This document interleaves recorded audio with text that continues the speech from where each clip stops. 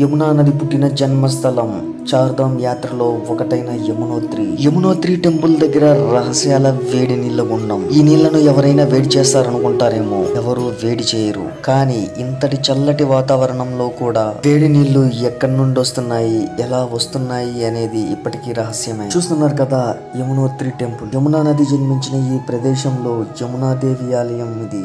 Yamunotri temple కి నడుచుకుంటా వెళ్ళొచ్చు, అలాగే గుర్రాల మీద వెళ్ళొచ్చు, ఇలా డోలీలో కూడా వెళ్ళొచ్చు. నేనైతే నా ప్రయాణాన్ని నడకతో ప్రారంభించాను.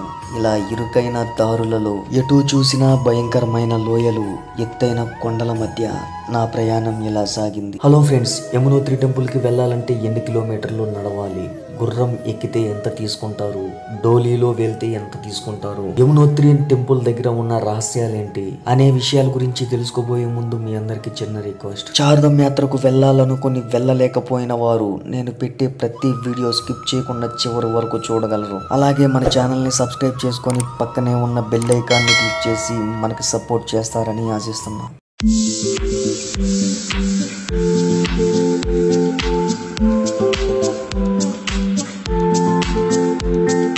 హలో ఫ్రెండ్స్, మనమైతే యమునోత్రికి వచ్చేసాము. మన వెహికల్ అయితే పార్కింగ్ లో పెట్టేసి మేము బయలుదేరడానికి సిద్ధంగా ఉన్నాము. మీరు చూస్తున్నారు కదా, మనం అదిగో అక్కడ కనిపిస్తుంది కదా, అక్కడికైతే వెళ్ళాలి. అక్కడే అన్నమాట యమునోత్రి టెంపుల్ ఉంది. అది చాలా దూరం అనిపిస్తుంది నాకైతే. మనం చూస్తున్నట్లయితే ఈ పార్కింగ్ పక్కన యమునా నది ఎలా ప్రవహిస్తుందో చూడండి. యమునా నది జన్మస్థలం ఇక్కడేనంట.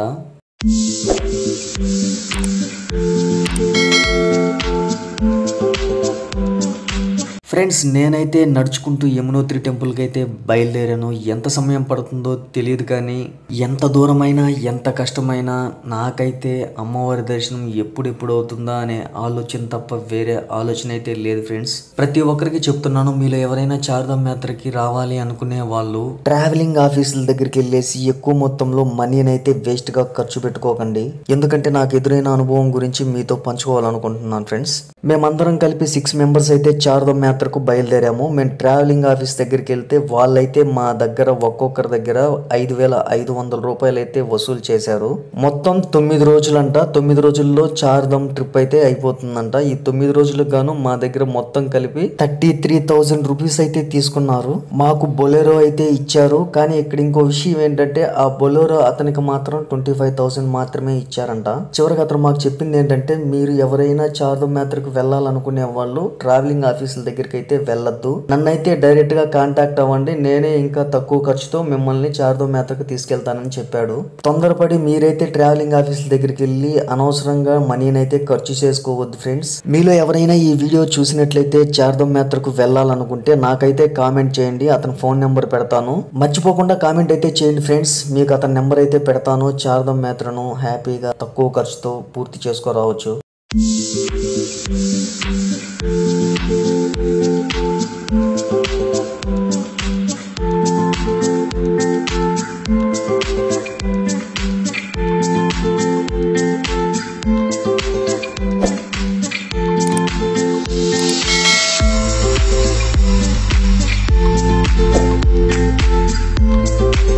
ఫ్రెండ్స్, మనమైతే ఒక 2 కిలోమీటర్లు వెళ్ళిన తర్వాత ఇక్కడ చెకింగ్ పోస్ట్ అయితే ఉంది. మనకి రిషికేష్లో ట్యాగ్లు ఇచ్చారు కదా, అవి తీసుకొని స్కాన్ చేసి మనకి స్లిప్లు అయితే ఇస్తున్నారు. అందుకే చెప్తున్నాను, మనకి రిషికేష్లో ఇచ్చారు కదా ట్యాగ్లు, అవైతే చాలా ఇంపార్టెంట్ అన్నమాట. అందుకే ఆ ట్యాగుల్ని జాగ్రత్తగా పెట్టుకోండి. మనం చార్ధామ్ యాత్రకి వెళ్ళే ప్రతి టెంపుల్ దగ్గర ఈ ట్యాగ్స్ అయితే ఖచ్చితంగా అడుగుతున్నారు. ఫ్రెండ్స్, మనమైతే సగం దూరం వెళ్ళిన తర్వాత మనకి ప్రాచీనమైన రామ్ మందిరం కనిపిస్తుంది. ఇదే ఆ రామ్ మందిరం. రిటర్న్లో వచ్చేటప్పుడు దర్శనం చేసుకుందామని నేనైతే వెళ్ళిపోయాను ఫ్రెండ్స్.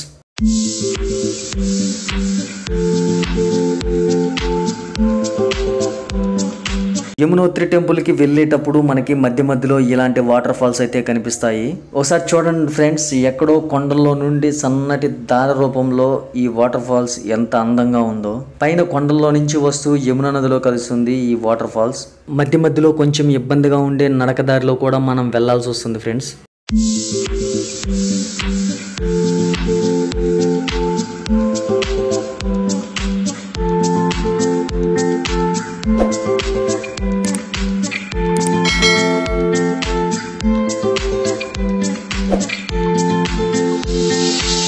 నడవలేని వాళ్ళైతే ఇలా గుర్రాల మీద ఎక్కుస్తుంటారు. అలాగే ఇదిగో ఇక్కడ మనం చూస్తున్నట్లయితే ఇలా డోలీలో కూడా వస్తుంటారు. మధ్య మధ్యలో యాత్రికులు తాగేందుకు ఇలా వాటర్ ట్యాప్లు అయితే ఏర్పాటు చేస్తున్నారు ఫ్రెండ్స్. ఎందుకంటే ఇక్కడ వాటర్ బాటిల్ కొనాలంటే మాత్రం 50 రూపాయల నుండి 60 రూపాయల దాకా అయితే తీసుకుంటున్నారు. నాకు తెలిసి వాటర్ బాటిల్లో ఉండే నీళ్ల కన్నా ఈ ట్యాపుల్లో వచ్చే నీళ్లు చాలా అద్భుతంగా ఉన్నాయి. ఫ్రెండ్స్ మనమైతే 4 కిలోమీటర్ల వరకు అయితే నడిచే వచ్చాము. మనతో వచ్చే వాళ్ళు నడవలేకపోయేసరికి అందరం కలిసి గుర్రాలు అయితే ఎక్కాము. ఇంకా 2 కిలోమీటర్లు అయితే ఉందంట. ఈ 2 కిలోమీటర్లు గాను ఒక్కో గుర్రానికి 300 అయితే మా దగ్గర తీసుకున్నారు ఫ్రెండ్స్. ఫస్ట్ టైం గుర్రం అయితే ఎక్కాను, కాకపోతే కొంచెం భయంగా అయితే ఉంది. జీవితంలో ఎప్పుడైనా ఒక్కసారైనా గుర్రం ఎక్కాలనే కోరిక ఇలాగైతే నెరవేరిందని చెప్పుకోవచ్చు ఫ్రెండ్స్. కొంచెం భయంగా ఉన్న థ్రిల్లింగ్ గా అయితే ఉంది ఫ్రెండ్స్. అక్కడ కనిపిస్తుంది కదా, అదే యమునోత్రి టెంపుల్. మనమైతే టెంపుల్ దగ్గరికి అయితే వచ్చేసాము. గుర్రాల్లో ఎక్కితే వాళ్ళైతే టెంపుల్ కి దగ్గరలో అయితే దించేశారు. ఇక్కడ నుండి కొంచెం దూరమే ఉంది ఫ్రెండ్స్.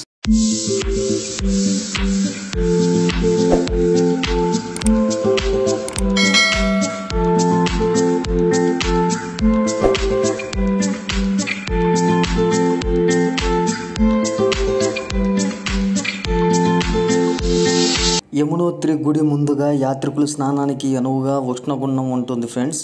యాత్రికులు ఇక్కడ స్నానాది కొనసాగించి యమునాదేవి దర్శనం చేసుకుంటారు. ఇక్కడ మీరు చూస్తున్నదే వేడి నీళ్ళు గుండం ఫ్రెండ్స్. ఈ నీళ్లు చాలా వేడిగా ఉన్నాయి. అసలు ఇంత చల్లటి ఉష్ణోగ్రత ఉన్న ఈ ప్రాంతంలో ఇంత వేడిగా నీళ్లు ఎలా ఉన్నాయనేదే ఆశ్చర్యం. ఈ నీళ్ళనైతే ఎవరు వేడి చేయరు. అలాగే ఇవి ఎక్కడి నుండి వస్తున్నాయో కూడా తెలియదు. వేడి నీళ్ళ గుండంలో స్నానం అయితే అయిపోయింది ఫ్రెండ్స్. మేమైతే దర్శనానికి అయితే బయలుదేరాము. వేడి నీళ్ళ గుండం పక్కనే ఉన్న మెట్ల మార్గం ద్వారా పైకి అయితే వెళ్తున్నాము.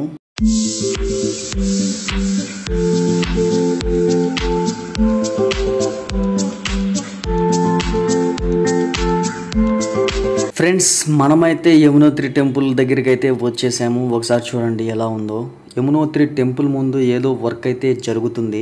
నేనైతే ఫస్ట్ దర్శనానికి అయితే వెళ్ళలేదు, వీడియో అయితే తీస్తున్నాను ఫ్రెండ్స్. వీడియో తీసిన తర్వాత దర్శనానికి వెళ్దాం అనుకుంటున్నాను.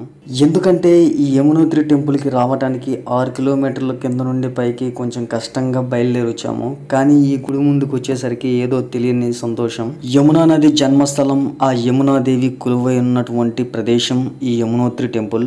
ప్రతి ఒక్కరు జీవితంలో ఒక్కసారైనా దర్శించుకోవాలనుకునే యమునోత్రి టెంపుల్ ఒక్కసారి చూడండి ఫ్రెండ్స్.